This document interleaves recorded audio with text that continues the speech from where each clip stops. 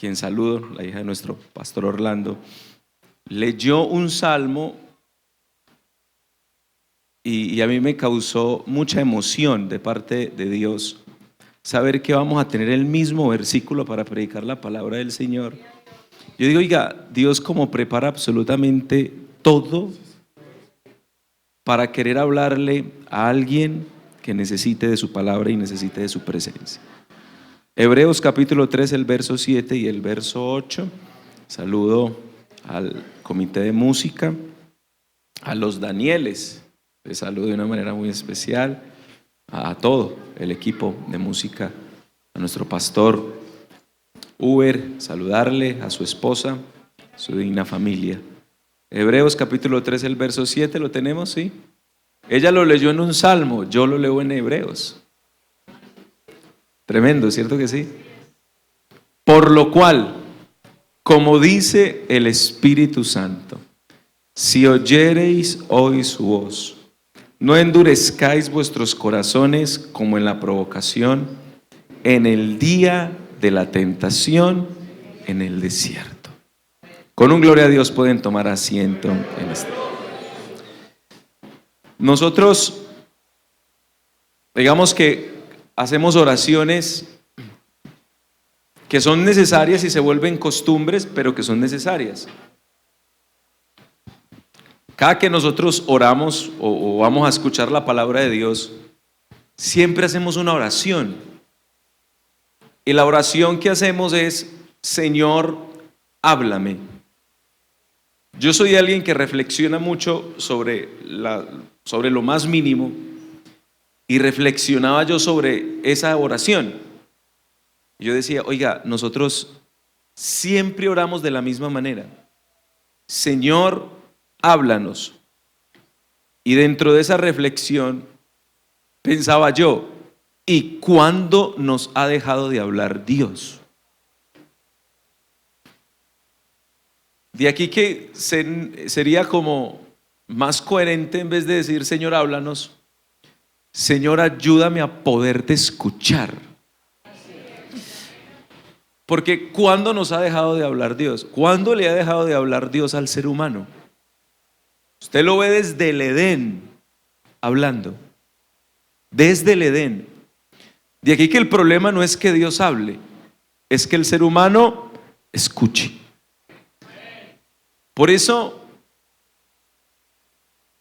voy a tratar hoy un tema que tiene que ver mucho con este tema de escogidos. ¿Y escogidos para qué? Y hoy voy a hablar, con la ayuda del Señor, de la necesidad de una generación sensible a la voz de Dios. Porque si hoy alguien me preguntara acerca de alguna clave para llegar a nuestra meta final, y me diría, a uno le hacen preguntas: pastor, deme una clave para nunca apartarme, para ser fiel y poder llegar a ver a Dios cara a cara. Dentro de muchas cosas que yo le diría, pues yo le diría por lo menos 3. Número 1, mantenga el estado de santidad que Dios le ha dado. Porque Dios dice que sin santidad nadie verá al Señor, y que por torpe que sea, si anda por ese camino no se va a extraviar. Así que ande por el camino o por ese estado de santificación que tiene de parte de Dios. Número 2, la lectura y la palabra y la oración es un pilar en nuestra vida si queremos lograr algo espiritualmente. Y número 3, y es donde me quiero enfatizar, oír la voz de Dios y obedecerlo es trascendental. En Hebreos capítulo 2, el verso 1 nos dice: por tanto es necesario que con más diligencia atendamos a las cosas que hemos oído, no sea que nos deslicemos. Porque si la palabra dicha por medio de los ángeles fue firme, y toda transgresión y desobediencia recibió justa retribución, ¿cómo escaparemos nosotros si descuidamos una salvación tan grande, la cual, habiendo sido anunciada primeramente por el Señor, nos fue confirmada por los que la oyeron? Este verso nos habla acerca de atender, es decir, prestar atención a todo lo que hemos oído, no sea que nos deslicemos. En otra versión nos dice: no sea que nos desviemos de ellas. Y todo esto con aras de cuidar la salvación, que el escritor a los hebreos nos habla de una salvación muy, muy grande. Hermano, y es que esta salvación es exageradamente grande, grande, grande. Alabanzas al Señor. Y nos insta a esto en medio de una advertencia, y nos dice que necesitamos con mucha diligencia atender a las cosas que hemos oído. Porque si una palabra, dice, porque si la palabra dicha por medio de los ángeles, ¿cuál fue esa palabra que dieron los ángeles? Esto habla, así a paso, a vuelo de pájaro, habla acerca de la ley en el Sinaí. Gálatas capítulo 3, el verso 19, nos dice que esa ley fue ordenada por medio de ángeles en mano de un mediador.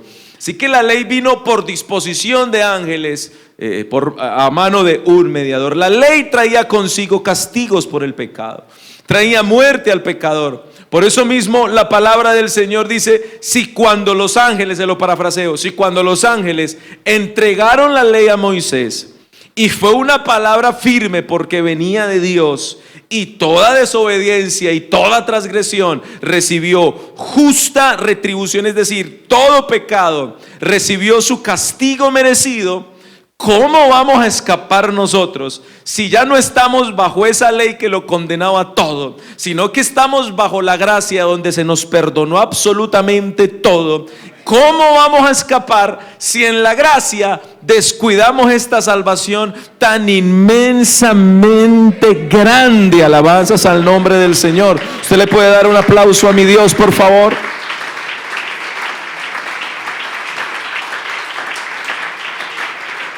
Alabanzas al nombre del Señor.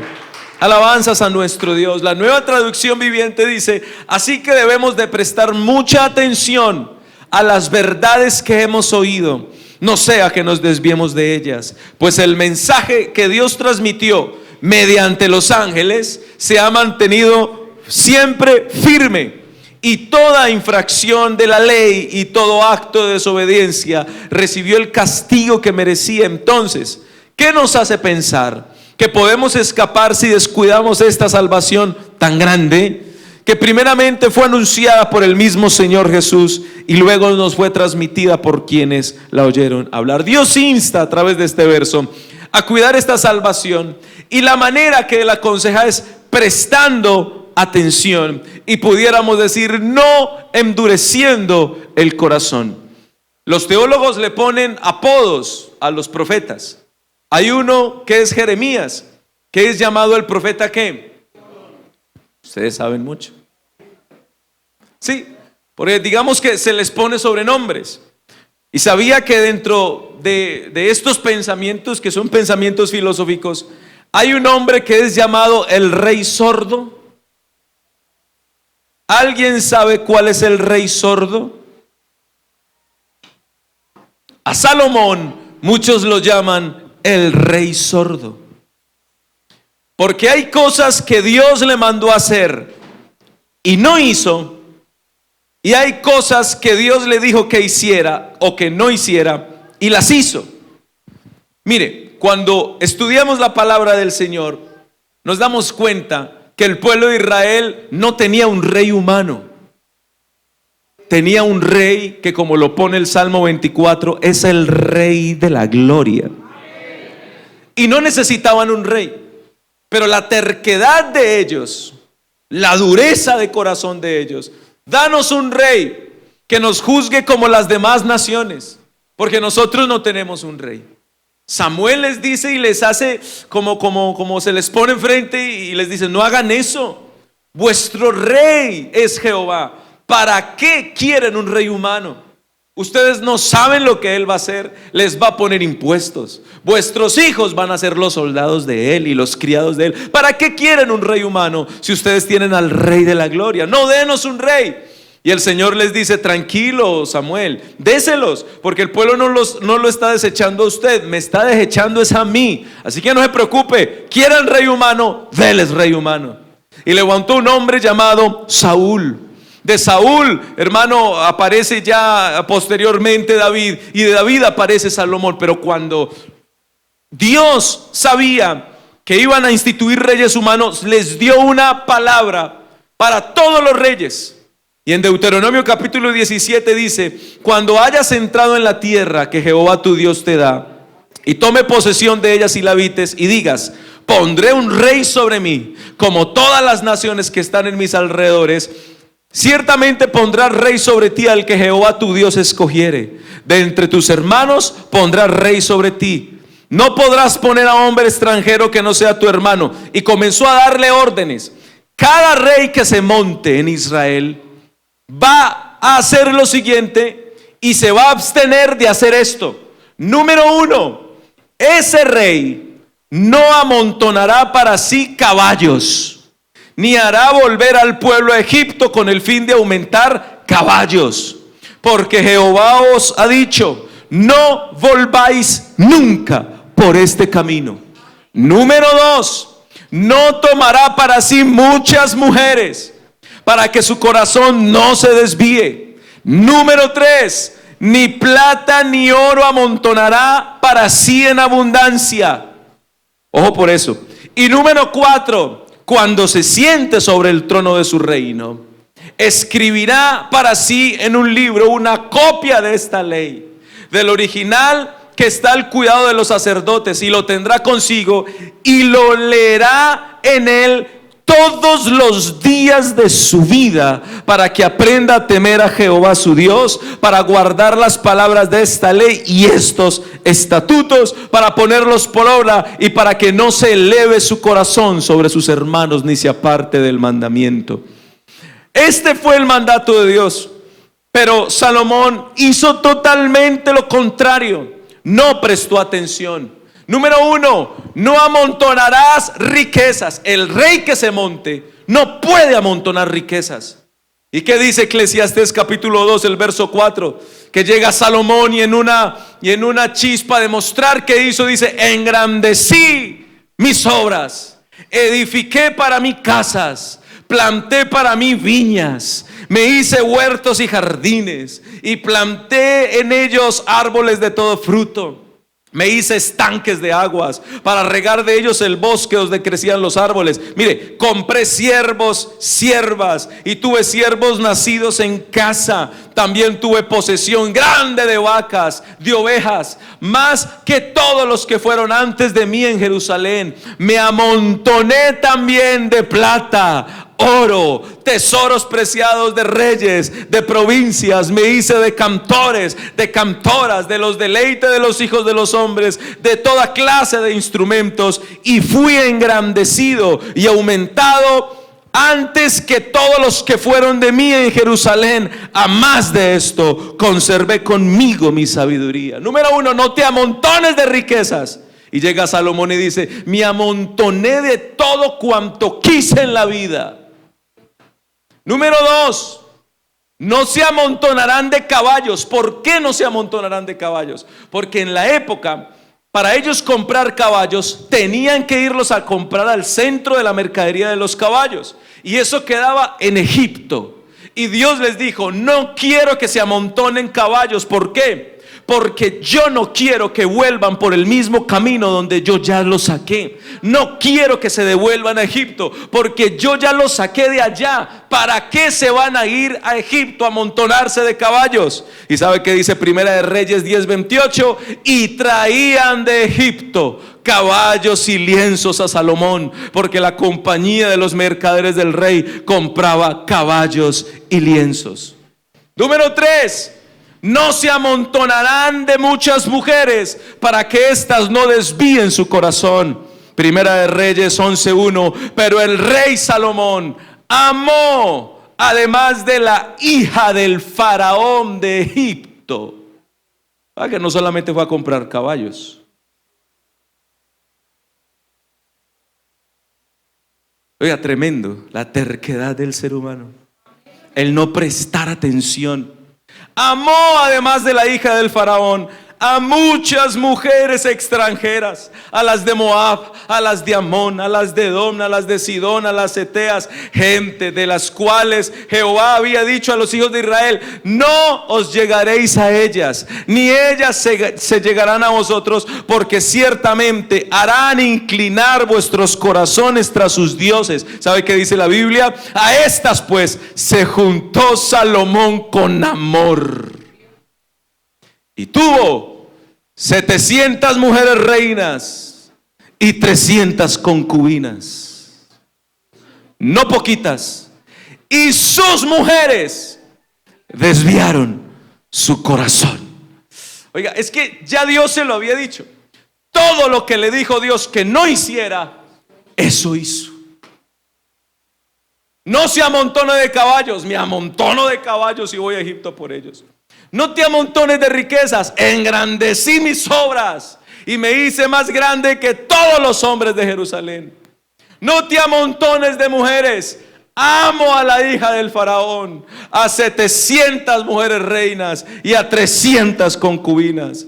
Y cuando Salomón era ya viejo, sus mujeres inclinaron su corazón tras sus dioses. ¿Por qué, hermano? Porque vea, yo se lo digo con todo el amor. Nosotros a veces queremos saber más que Dios. Y si Dios me dice: no se meta por ahí, que va a terminar así, hermano, si Dios dice A, es A. Y yo a veces creo que Dios dice A, pero va a salir B. Iglesia, no. Yo creo que aquí los que menos sabemos somos nosotros. Yo creo que aquí el que vive en la eternidad y el que conoce el futuro solo es uno, y su nombre es Jesucristo. Por favor, déle ese aplauso al Señor. Alabanzas al nombre del Señor. Ya su corazón no era perfecto con Jehová su Dios, como el corazón de David su padre, porque Salomón siguió a Astoret, diosa de los sidonios, a Milcom, ídolo abominable de los amonitas, e hizo Salomón lo malo ante los ojos de Jehová, y no cumplió a Jehová como David su padre. Edificó Salomón un lugar alto a Quemos, ídolo abominable de Moab, en el monte que está al frente de Jerusalén, y a Moloc, ídolo abominable de los hijos de Amón. Y no solamente estos, hizo así para todas sus mujeres extranjeras, las cuales quemaban incienso y ofrecían sacrificios a sus dioses. Y se enojó Jehová contra Salomón, présteme atención, por cuanto su corazón se había apartado de Israel, que se le había aparecido 2 veces. Dios se le apareció 2 veces a Salomón y le dijo: no lo hagas. 2 veces. Y la Biblia no nos detalla cómo fue ese momento. Solamente dice que Jehová, el Dios de Israel, se le apareció 2 veces a Salomón y le mandó acerca de esto, que no siguiese dioses ajenos. No tenemos registros de exactamente estos acontecimientos. Solamente sabemos que se le apareció 2 veces y les dijo: no sigas a dioses ajenos.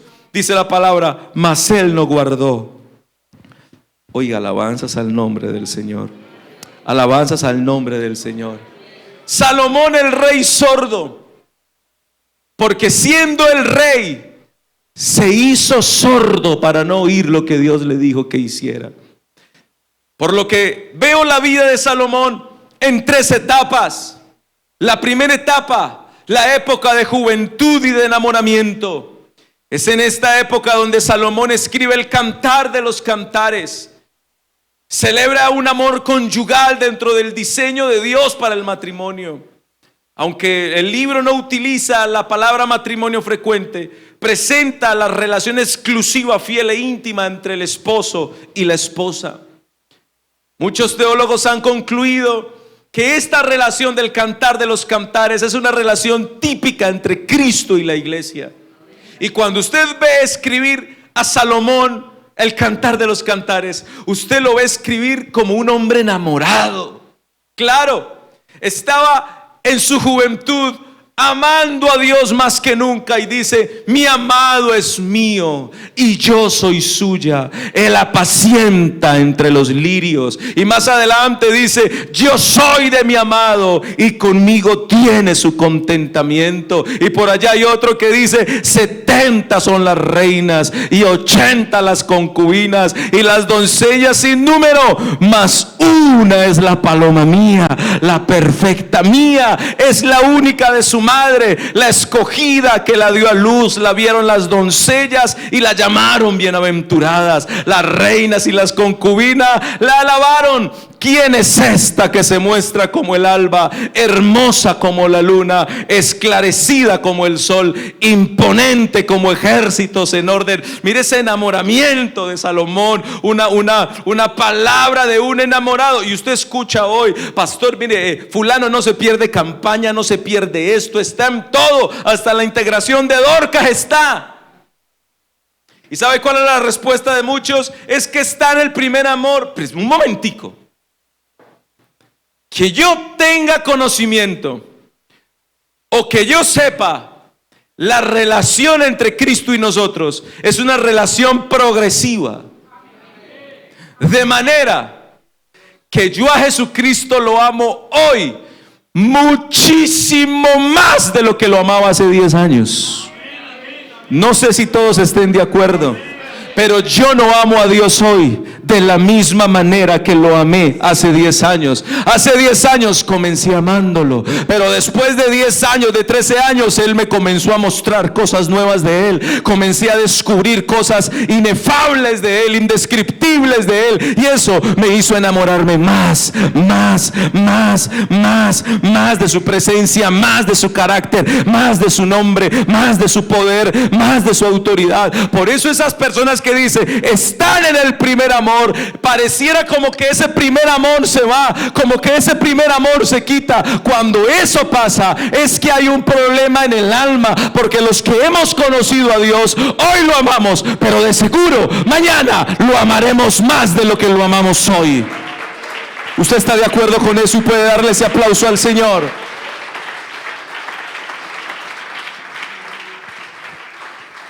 Y por eso Él en el Cantar de los Cantares tiene ese idilio de amor con Dios. Pero llega la etapa del proverbio. Y la etapa del proverbio, porque los proverbios también fueron de Salomón, es una etapa de madurez. De una madurez que Salomón había alcanzado. Y los proverbios, oiga, proverbios de Salomón, hijo de David, para alcanzar sabiduría. Oiga, y para alcanzar conocimiento. Oye, hijo mío, uno de los proverbios: no te olvides de mi ley y tu corazón guarde mis mandamientos. Oiga, qué hombre tan maduro. Porque serán largura de días y de años, y de vida y de paz te aumentarán. No se aparte de ti la misericordia y la verdad. Átalas a tu cuello, escríbelas en la tabla de tu corazón. ¿Sabe qué dice más adelante? Fíate de Jehová de todo tu corazón y no te apoyes en tu propia prudencia. Reconócelo en todos tus caminos y Él enderezará tus veredas. No seas sabio en tu propia opinión. Teme a Jehová y apártate del mal, porque será medicina a tu cuerpo y refrigerio para tus huesos. Pasamos del Cantar de los Cantares, de un hombre enamorado a un hombre maduro espiritualmente, donde vemos cómo dice: guarda los mandamientos de Jehová. No te apoyes en lo que sabes tú, apóyate en lo que sabe el Eterno. Pero aparece una tercera etapa. La tercera etapa de la vejez. Y es en esa etapa de la vejez donde escribió Eclesiastés. Y ya no presenta un Salomón enamorado. Ya no presenta un Salomón estable espiritualmente en cuanto a sus emociones respectan. Ya nos muestra un Salomón distinto, porque en el Cantar de los Cantares él empieza enamorado diciendo: mi amado es mía, yo soy suyo, él me apacienta entre los lirios. En los proverbios comienza diciendo los proverbios de Salomón, hijo de David, para que adquiera sabiduría. Oiga, pero en Eclesiastés, ¿sabe cómo comienza Eclesiastés? Palabras del predicador, rey de Jerusalén: vanidad de vanidades, dijo el predicador, todo es vanidad. ¿Qué? Ese sí es Salomón. El que está diciendo en Eclesiastés 2:17: aborrecí por tanto la vida. ¿Qué pasó? Ese no era el enamorado y el maduro. Aborrecí tanto la vida por la obra que hace debajo del sol, porque me era fastidiosa. Por cuanto todo es vanidad y aflicción de espíritu. Aborrecí todo mi trabajo con que había hecho debajo del sol, el cual tendré que dejar a otro que vendrá después de mí. Y quién sabe si será sabio o el necio que se enseñoreará de todo mi trabajo en que yo me afané. Esto también es vanidad. Por tanto, volvió a desesperanzarse mi corazón acerca de todo el trabajo en que me afané. Que el hombre trabaje con sabiduría y ciencia y con rectitud, y que haya de dar su hacienda a hombre que nunca trabajó en ello. Esto es vanidad y mal muy grande. Yo ya no veo el Salomón enamorado, ni el Salomón maduro. ¿Qué pasó?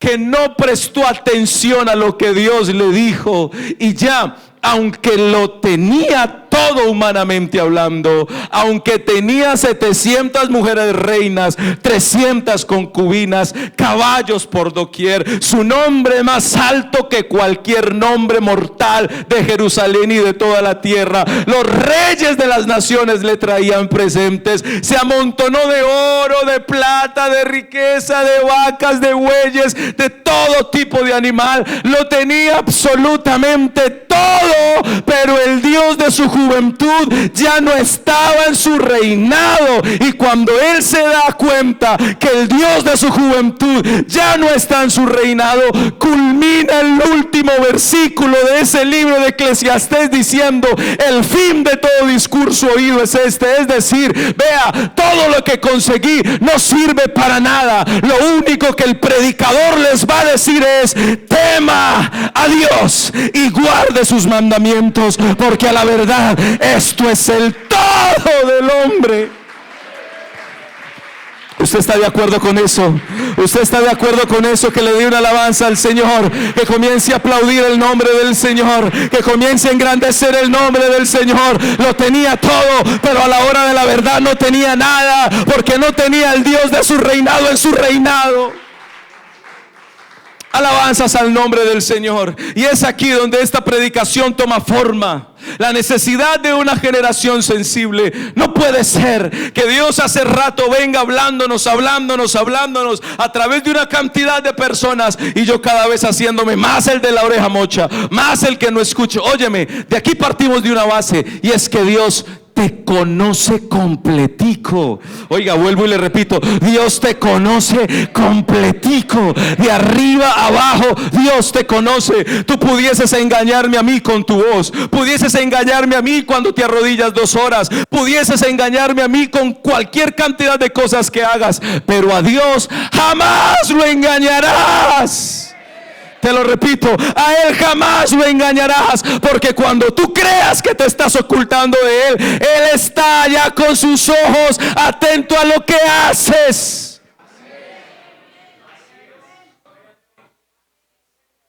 ¿Cuántas veces Dios te habla? ¿Cuántas veces sientes el toque de Dios? ¿Cuántas veces Dios manda predicadores? Y algunos que no estaban planillados. ¿Qué es lo que pasa? Hay una insensibilidad en el alma, y necesitamos hombres y mujeres en este siglo sensibles, porque hay gente que tiene a Dios enfrente y no sabe que lo tiene enfrente. Y esto es delicado. Dice Jesús que le era necesario pasar por Samaria, y se sentó en un pozo esperando a una mujer. Él no se sentó simplemente por sentarse. Él esperaba que una mujer, fuera de la hora normal de sacar agua, iba a ir a sacar agua, escondiéndose avergonzada de su pecado. Y esta mujer no tenía ni idea quién tenía enfrente, porque llega y le dice: mujer, dame agua. ¿Cómo tú, siendo judío, me pides a mí agua? No sabía a quién tenía enfrente. No sabes que los judíos y los samaritanos no se llevan entre sí. Y sabes qué le dice Jesús. Jesús le dice: mujer, si conocieras el don de Dios y si supieras quién te pide agua. ¿Sabe qué le está diciendo? Mujer, no tienes ni idea quién te está pidiendo, porque si tú supieras quién soy yo, tú me pedirías a mí y yo te daría agua viva. Alabanzas al nombre del Señor. No sabía quién tenía enfrente. Y hay gente que tiene a Dios enfrente y no sabe que tiene a Dios enfrente. ¿Sabe qué dice la palabra de Dios? Cuando Jacob vio por allí en Betel una escalera que subía del cielo, que estaba y se posaba en la tierra, y ángeles y subían y bajaban por esa escalera. Cuando él terminó esa visión, ¿sabe qué dijo? ¡Cuán terrible es este lugar! Dios estaba aquí y yo. ¡Cuán terrible es este lugar! Dios estaba aquí y yo no lo sabía. María de Magdala se va, dizque a la tumba, a ungir el cuerpo de Jesús, y se encuentra a dos ángeles que están allá y le dicen: mujer, ¿por qué lloras? Y dicen: no, pero es que se robaron a Jesucristo. ¿Se lo robaron? ¿Sabe cuántas veces Dios le había dicho a María Magdalena: voy a morir pero voy a resucitar? Y en vez de pensar que había resucitado, pensó que se lo habían robado. Y dice la palabra que Jesús mismo se le apareció y le dijo: mujer, ¿por qué lloras? Y sabe que dice la palabra que María, pensando que era el hortelano. ¿Sabe qué es el hortelano? El jardinero. María pensó que era un jardinero y le dijo: ay, señor jardinero, es que se llevaron a Jesucristo y no sé dónde lo han puesto. Él se murió y se lo llevaron y no sé dónde lo tienen. Tú sabes dónde está para yo ir por él. Y Jesucristo la mira y con esa voz de autoridad ya no la llama mujer, sino que le dice por su nombre, y con signos de admiración, usted lo puede leer, que dice la palabra que Jesús la miró y le dijo: María. ¿Cómo? Despertá. Es que me tenés enfrente, es a mí. Yo no soy ningún jardinero, María.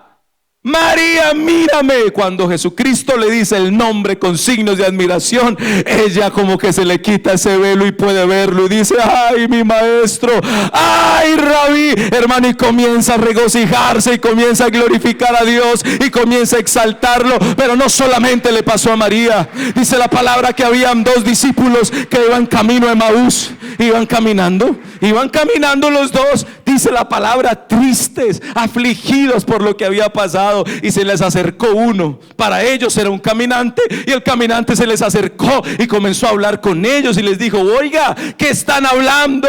Y ellos lo miran, y Cleofas, que era uno de los discípulos camino a Emaús, le dicen: ¿cómo así? ¿Eres tú el único forastero que no sabes lo que pasó? María de Magdala le dice jardinero y Cleofas le dice forastero. ¿Eres tú el único forastero que no sabe qué pasó? Y Jesús, que estaba ahí, les dice: bueno, si ustedes saben tanto, díganme qué pasó. No sabes, había un hombre llamado Jesús Nazareno, varón, profeta y poderoso en obras y en milagros. Hizo milagros, prodigios, señales entre nosotros, pero adivine, lo mataron.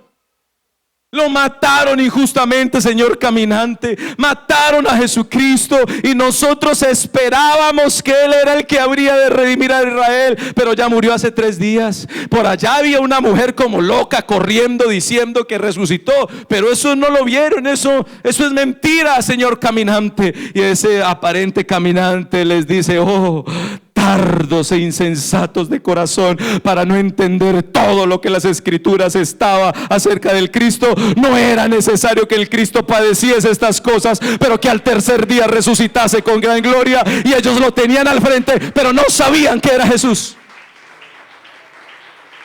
Oiga, apláudame por favor a Dios en esta hora. Oiga, apláudame por favor en esta hora a Dios. Alabanzas al nombre del Señor, alabanzas al nombre del Señor. Cuando llegaron a Emaús, dice la palabra que Jesús hizo como si seguía de largo. Yo me voy, como cuando uno llega a la casa de alguien, como que para que lo inviten a chocolate, uno dice: bueno, chao, usted ya llegó, pero yo sigo. Jesús les dijo: bueno, yo sigo de largo. Pero ellos, aunque no sabían que era Jesús, ellos sentían algo cuando Él hablaba. Yo: no, Señor, es que ya está oscureciéndose, Señor, no te vayas, quédate con nosotros, te invitamos a comer. ¿Qué problema se metieron estos hombres? Porque cuando fueron a comer y se sentaron a la mesa, ¿quién parte el pan delante de Jesús? Si el que partía el pan era el amo de la casa, el padre de familia, el dueño de la casa, y nadie se sentaba a comer sin que el padre de familia llegara, partiera el pan, el amo de la casa, daba gracias y lo daba. Y se sientan estos dos discípulos y dice: bueno, vamos a comer. ¿Qué es la comida? Pan. ¡Ja! Yo no soy capaz, Cleofas, de partir el pan delante. Ese hombre tiene algo. Yo no sé qué tiene ese hombre, pero yo no soy capaz de partir el pan. Cleofas, pártalo usted. No, yo no soy capaz de partir el pan. Digámosle a ese forastero que parta el pan y le damos el honor de que parta el pan en nuestra casa. Dice la palabra que aquel tal forastero, que aquel tal caminante cogió el pan, dio gracias y lo partió en dos. Cuando lo partió en dos, ellos dijeron: ¡ay! Es que ese caminante es Jesús. Claro, de razón ardía nuestro corazón cuando este aparente caminante nos hablaba junto al camino. Oiga, alabanzas al nombre del Señor. Alabanzas al nombre del Señor. Por favor, apláudame a Dios en esta hora.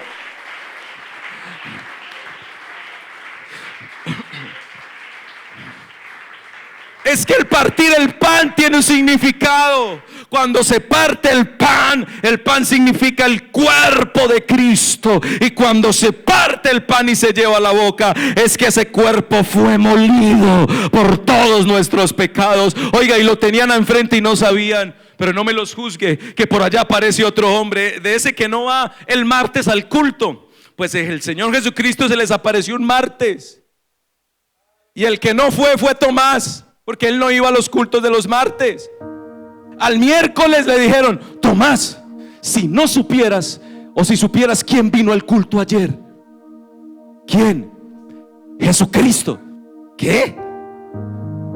Ay, Tomás, como a usted no le gusta venir al culto de Dorcas, vino ayer. En serio. Vea, hasta que yo no vea la señal de los clavos en sus manos, y yo no meta mi propio dedo allá, y hasta que yo no vea la señal en su costado, yo no creeré. Y como que le quedó la dudita, y al otro martes fue al culto de Dorcas. Y dice la palabra que estaban todos junticos ahí, porque ya muchos lo habían visto. Entonces estaban ahí regocijados, y llega el Señor Jesucristo, como ya tenía un cuerpo glorificado, una característica de la glorificación, que es una doctrina nuestra. Tenía un cuerpo transformado, un cuerpo glorificado. Dice la palabra que estaban las puertas cerradas, y Él no necesitó que se las abrieran, atravesó las puertas y llegó diciendo: paz a vosotros. Y adivine para dónde se fue. Para donde Tomasito. Y le dijo: óyeme, Tomasito,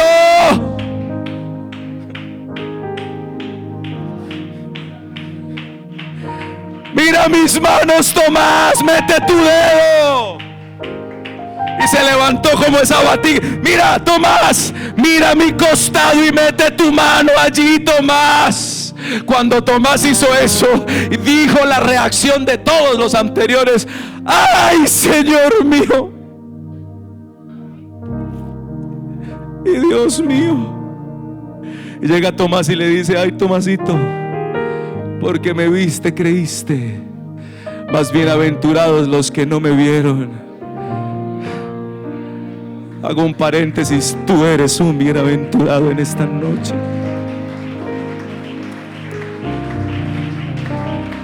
Oh, aleluya, aleluya. Eso les pasó a todos.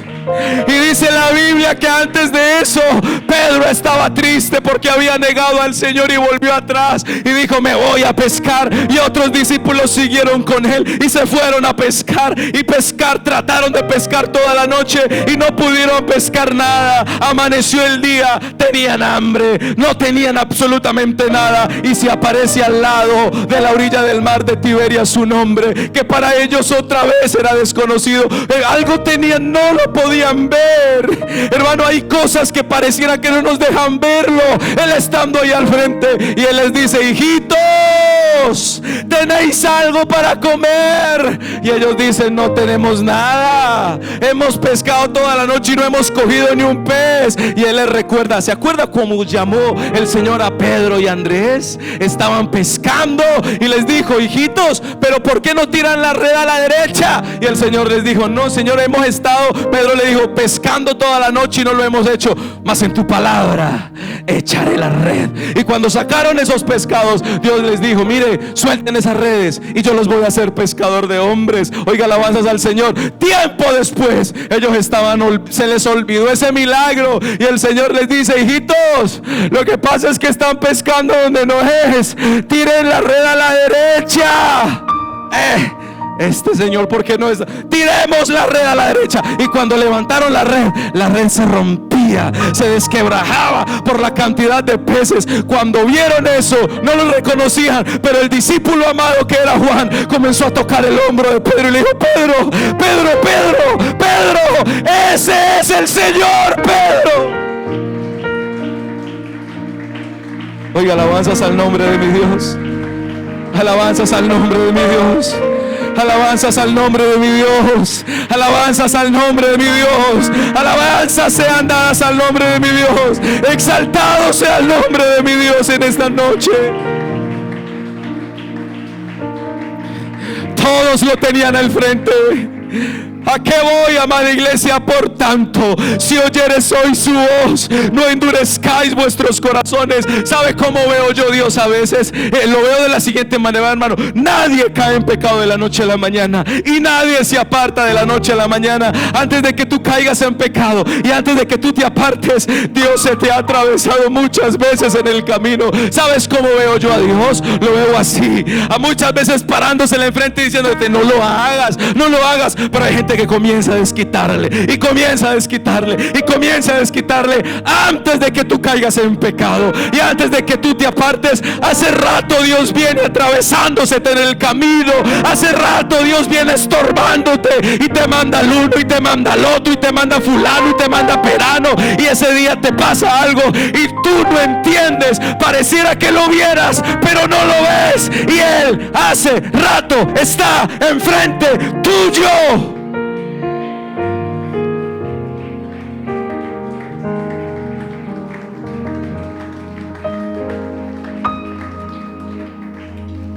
Y es aquí donde yo saco mi casta de pastor y de ministro y se las tiro como es. ¿Sabes cuántas veces Dios te ha dicho: no me gusta cómo te vistes? Es que Dios no me lo manda a decir con nadie, Él me lo dice. Es que no me gusta cómo hablas. ¿Sabe cuántas veces Dios se para frente a mí y me dice: Alejandro, fulano, perana, Cristina, Ana, Alejandra, es que no me gusta tu sensualismo, es que no me gusta cómo te ves, no quiero verte así? ¿Para quién te vistes, mujer? ¿Te estás vistiendo para el mundo o te vistes para mí? Cada que Dios se nos atraviesa nos dice eso, nos dice una cosa, nos dice otra, pero yo me hago el de la oreja mocha y cojo por acá y cojo por allá y cojo por acá, y tengo a Dios al frente hace rato.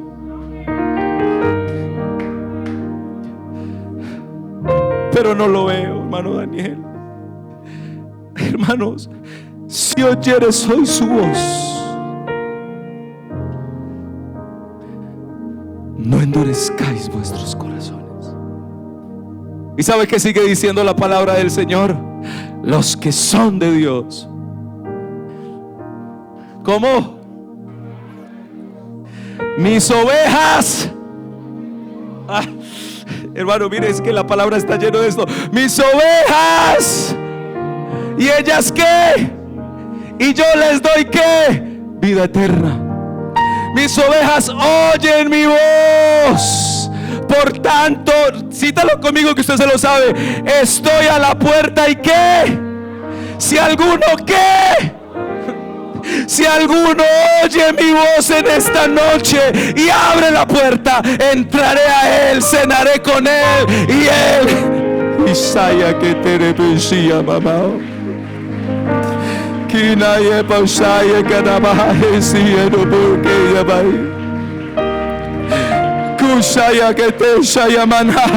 problema no es que Dios no hable, el problema es que tú no lo estás escuchando. Oiga, se lo repito, el problema no es que Dios no hable, el problema es que tú te estás haciendo el de la oreja mocha. ¿Tú crees esa palabra? ¿Sabes cuántas veces Dios dice que te ama? ¿Sabes cuáles propósitos tiene? Porque el tema del jueves es un tema interesante, porque para poder llegar allá yo tengo que oírlo. Si no lo escucho, ¿cómo voy a hacer? ¿Será que alguien se digna preguntarle: ¿qué quieres de mí? Dímelo, yo te oigo. Dímelo, yo te escucho. Dime qué quieres de mí. Para eso se necesita valentía, porque el Señor te va a pedir cosas que no sé si tú estés dispuesto a entregar. Y este es el mensaje que a muchos no les gusta. Y este es el mensaje confrontativo que muchos aterran, pero es el que yo más amo. ¿Por qué? No porque salga de afuera para adentro, es porque Dios me ha confrontado muchas veces a mí y me ha dicho: Alejandro, es que no me gusta. Hace poco estaba en un evento, hermano, y eso, hermano, el líder de jóvenes dijo: pasen todos aquí adelante y brinquemos y saltemos y adoremos a Dios. Y llegué y cogí el micrófono cuando me tocaba predicar y le dije: muchachos, el evangelio no es eso no es. Está bien que brinquemos, que saltemos, que desaforemos nuestra emoción. Aquel que siente a Dios se emociona, pero el evangelio no es eso. El evangelio no es eso. El evangelio es sacrificio. El evangelio es renuncia. El evangelio es negación a sí mismo. El evangelio es algo más grande que eso. El evangelio, escúcheme, es que cuando Dios me hable, haya alguien que lo escuche. ¿Sabes qué es el evangelio? Que cuando Él de su trono diga: Alejandro, yo diga: heme aquí, ¿qué quieres? ¿Qué quieres? Porque mientras Elí no escuchaba la voz de Dios, había un muchachito llamado Samuel.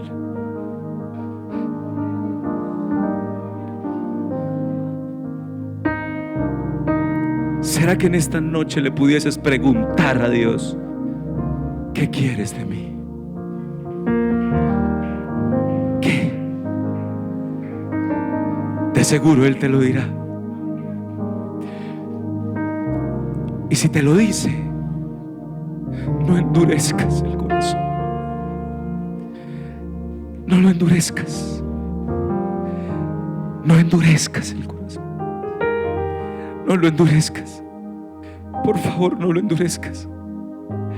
No lo endurezcas, porque Él usa cosas para ablandar el corazón.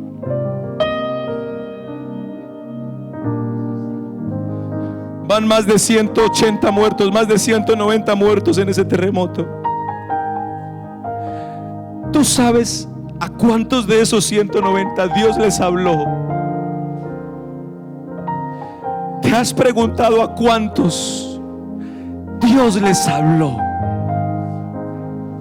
Pero ellos no quisieron oír.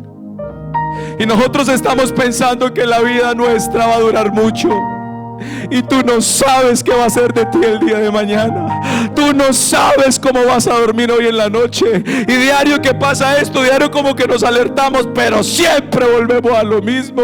Siempre volvemos a lo mismo. Pero ¿sabe qué amo yo de Dios? Que estas necesidades y estas dificultades lo único que hacen es volver mi corazón blandito, sensible. ¿Sabe qué vi yo hoy cuando comenzamos la alabanza? Que muchos corazones vinieron blanditos a adorar al Señor. Que muchos corazones vinieron como que blanditos. Es que como que la necesidad como que ablanda, ¿cierto que sí? Es que como que cuando no hay, eso ablanda. Como que cuando hay muerte, eso ablanda. Escúchame, Dios te ama tanto, tanto, tanto, que no para de hablarte, mujer. No para de hablarte, no para de hablarte. Por favor, escúchalo en esta noche. Por favor, anula mi voz, no escuches mi voz. Por favor, oye la voz de mi Cristo en esta noche.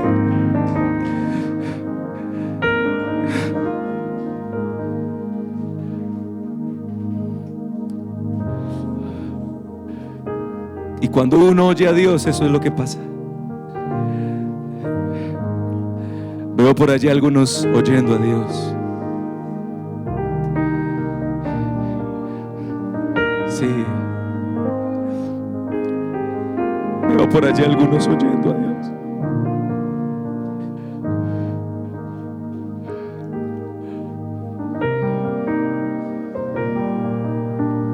¿Será que alguien desea pararse de esa silla y venir hasta este lugar?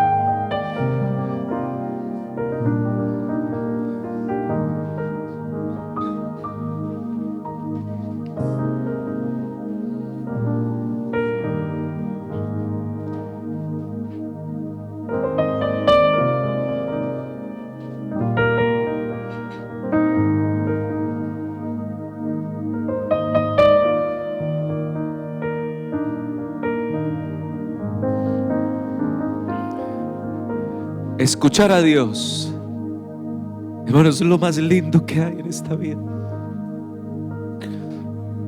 La voz de Dios al alma es un bálsamo tan especial que podemos estar en las necesidades más duras de esta vida, y la voz de Dios es un bálsamo que recubre todo mi cuerpo.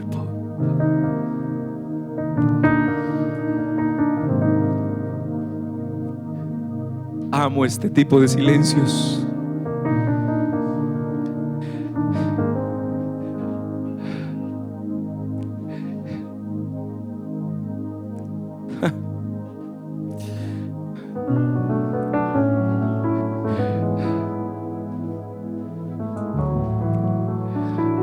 Amo este tipo de silencios, porque dice la Biblia que Elías, cuando estaba en el monte Oreb, vino un silbo apacible. Vino un silbo apacible. Y aquella voz de ese silbo que le decía a Elías: ¿qué haces aquí, Elías? ¿Sabes qué amo yo? Permítame 2 minutos más. ¿Sabes qué amo de Dios? Que Dios se sienta y me escucha, que se toma el trabajo de oírme, así yo no tenga la razón. Me escucha, me oye. Muchas veces no tengo ni ánimos de arrodillarme, simplemente me siento y le digo: Señor, ven, siéntate aquí. Es que hoy necesito hablar contigo. Uy, que está ahí, María.